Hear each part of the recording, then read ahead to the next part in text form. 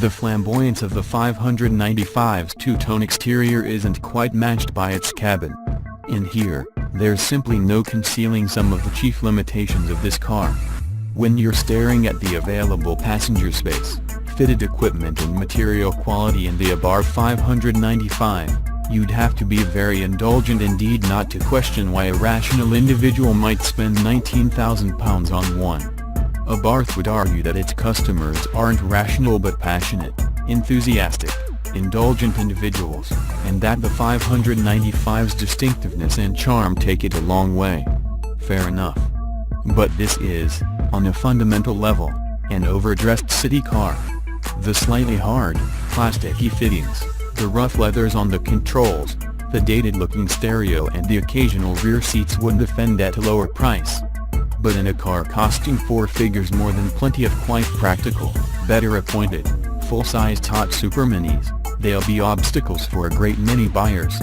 The 595's driving position is high and the absence of reach adjustment on the steering column will make it trying for some. The secondary control ergonomics are likewise not brilliant. You can't get at the trip computer buttons easily because the wiper stalk is in the way, and you have to get at those buttons to turn the passenger airbag off, for example. We also found that Abarth's metallic powder finish trim for the fascia and seatbacks marked quite easily.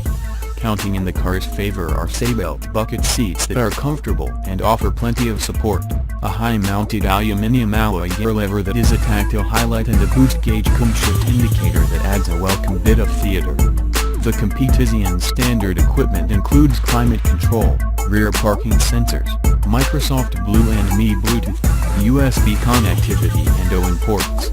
You have to be stationary to pair your phone, and it takes a little longer than the average halt at traffic lights, annoyingly. Call quality when connected is only okay and the rudimentary menu screens make negotiating your call lists and phone book a bit painful. For a £19,000 hot hatch, you'd expect better. There's no factory sat-nav system on the options list and no obvious integrated way to attach an aftermarket Garmin or TomTom. Abarth mentions preparation for TomTom Nav as an option, but it wasn't fitted to our car. Buyers can also opt for an optional Interscope sound system, which adds a 100-watt subwoofer to the standard setup, among other things. Sound quality is decent but nothing stellar, and there is no DAB radio or added functionality. The stereo control interface is in urgent need of a refresh, too.